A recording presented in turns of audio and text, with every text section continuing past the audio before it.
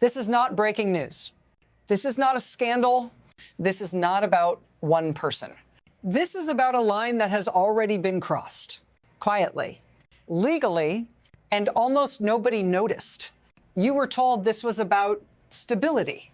You were told it was about order. You were told it was temporary. But what actually changed is something much deeper, something structural.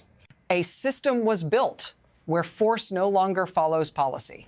Policy follows revenue, and revenue decides who gets to govern. Once that logic is normalized, elections become optional, borders become conditional, and sovereignty becomes something that can be paused. Not debated, paused. If this feels abstract, stay with me. Because this system doesn't live overseas, it reaches directly into your daily life. And once you see how that connection works, you can't unsee it. If you want to understand what now quietly controls outcomes, not votes, not laws, not speeches, you'll want to keep watching. Because next, we need to talk about who actually runs the system now and why personalities no longer matter. You've been taught to look for villains, for faces, for speeches. That instinct is now obsolete because the system no longer responds to personalities. It responds to inputs, revenue in, stability out. Control has migrated away from ballots and into infrastructure, pipelines, ports, supply chains, assets that do not vote, but decide. Whoever stabilizes those assets sets the rules. Whoever sets the rules defines legitimacy, and legitimacy now follows performance, not consent. This is why outrage feels ineffective lately. Because the system is not listening to emotion. It is listening to output. Can the system deliver energy? Can it reduce volatility? Can it pay for itself? If the answer is yes, the rest becomes negotiable. Law bends, process stretches, oversight waits. This isn't chaos. It's optimization. And once a system is optimized around results instead of rights, the question stops being who should rule. It becomes who can keep it running. And that shift didn't happen overnight. It happened slowly, quietly, which is exactly why what comes next matters. The most dangerous changes don't arrive loudly. They arrive as maintenance before failure triggered debate. Now, failure triggers replacement, not of leaders, of authority. There was a time when instability was treated as political, messy, contested, temporary. Now it's treated as technical, a systems problem, a capacity issue. When a place stops producing, stops exporting, stops functioning, the question quietly shifts. Not what do they want, but can they manage this at all? That shift matters. Because once competence becomes the threshold for sovereignty, sovereignty stops being permanent. It becomes conditional, revocably, deferred until further notice, and the most effective part, it feels reasonable. Fix the system first. Stabilize the output. Sort the rest later. No tanks in the streets. No declarations. Just a handoff. What used to take generations of conflict now happens through spreadsheets and logistics. And by the time anyone notices what changed, it already feels normal. Which brings us to the first visible crack, because even the quiet systems leak. Then something happened that felt sudden. It was framed as a win, a fix, a correction. Prices moved fast, downward. Energy became cheap again. Transportation followed. Food followed. You were told this was relief. And for many people, it was, but here's the destabilizing detail. That relief did not come from innovation or efficiency or reform. It came from control, from the rapid seizure, restart, and redirection of output, from a system stepping in where another had failed and quietly deciding what happens next. The shock wasn't the action itself. It was how quickly the benefits appeared, how clean the numbers looked. Because once a system proves it can deliver immediate comfort, questions slow down. Costs get ignored. Timelines stretch. Exceptions harden into policy. And this is where the danger hides. When emergency measures start solving everyday problems, they stop feeling like emergencies. They start feeling necessary. And once necessity replaces consent, there is no obvious moment when the rules change. There's just one more adjustment. And then another, which means we have to talk about how this actually works. Behind the scenes, out of sight, here's what stays deliberately obscured. The system doesn't run on conquest. It runs on reimbursement. Intervention is no longer justified after the fact. It's priced in from the start. Assets are identified. Output is modeled. Revenue timelines are projected. And the moment control is established, the system begins paying itself back. Not through taxes. Through extraction, the costs don't disappear. They're just rerouted. Security is funded by production. Reconstruction is funded by output. Stability is funded by whatever can be sold immediately. Those who control the switch decide where the flow goes. Who gets paid first? Who waits? Corporations absorb risk and capture upside. The enforcing power collects leverage. The population absorbs disruption. All of it framed as rebuilding. And this is the crucial inversion. The faster the system produces, the longer it stays in charge. Because restoration becomes dependent on performance, and performance becomes the excuse for delay. Delay elections, delay transition, delay accountability, not because anyone declared it permanent, but because the numbers haven't stabilized yet. This is how emergency governance becomes structural, quietly, efficiently. And once this machine proves it works, it doesn't stay contained. It gets reused, which is why the next moment doesn't slow down. It accelerates.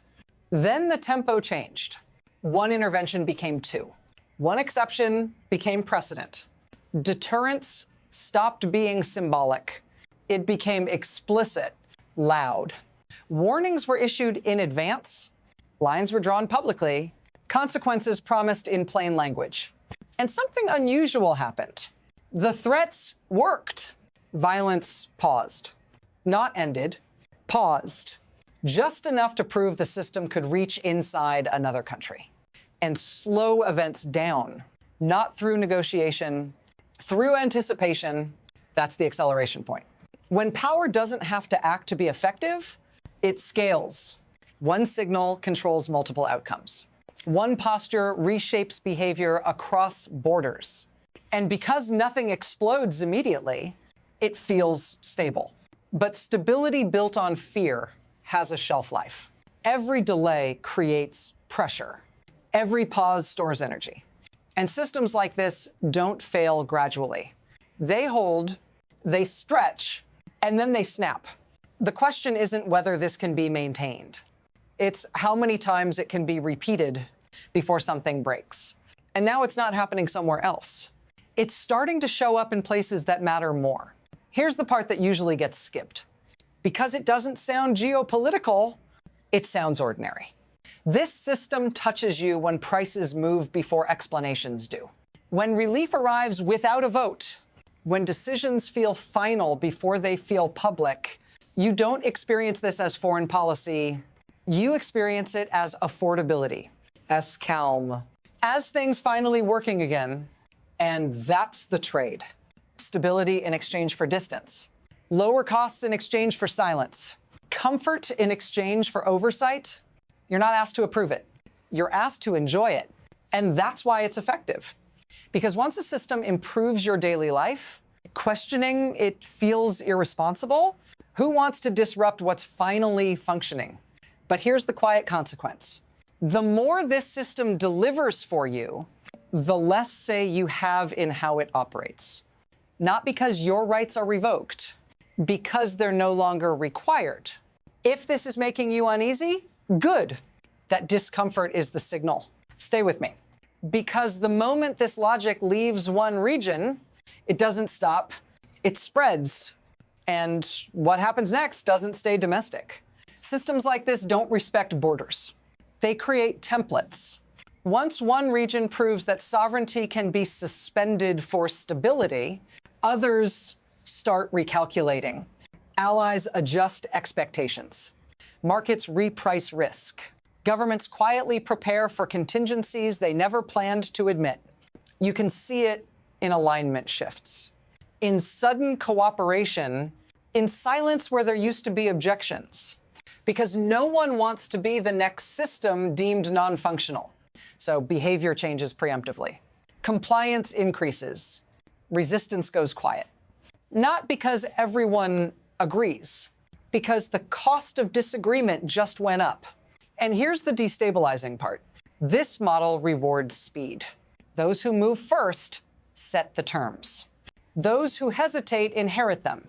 That creates pressure to act faster, harder, with less consultation. And as more actors adopt this logic, the margin for error shrinks. One misread signal, one overextension, one assumption that deterrence will hold, and suddenly, what looked like order starts to resemble a chain reaction. Because when control becomes global, failure becomes global too. And now we're approaching the point where the system can't just expand, it has to choose a direction. From here, the system has three possible paths. The first is adjustment. Limits are quietly reintroduced. Oversight returns in pieces. The machine slows itself down before it overheats. This path requires restraint and patience, and the willingness to accept higher costs in exchange for legitimacy. The second path is erosion. The system keeps working, so it keeps expanding. Exceptions multiply. Temporary measures harden. Rights don't disappear. They thin. Decision-making compresses upward. Process becomes optional, and the distance between cause and consequence grows so wide that accountability becomes theoretical. This path feels stable until it doesn't. The third path is rupture. A shock arrives that the system can't monetize a disruption. It can't stabilize fast enough. A moment where control fails publicly. When that happens, the logic reverses. Force no longer produces confidence. It produces fear. And fear doesn't scale cleanly. Which path we take isn't decided by intent. It's decided by repetition. How many times this works, how often it's used, how normal it becomes. And that brings us to the last thing we need to talk about, because this system doesn't end with collapse. It ends with a choice that hasn't been made yet. Here is the part that never comes with an alert. Systems like this don't announce when they cross the final threshold. They just stop asking, not for permission, not for consensus, not for participation. They keep delivering results. They keep lowering friction. They keep solving problems faster than anyone can object. And that's the danger. Because when a system becomes indispensable, it becomes untouchable. At that point, the question is no longer, is this right? It's what happens if it stops. And once that's the question, everything else rearranges around it. This isn't about one country or one doctrine or one moment.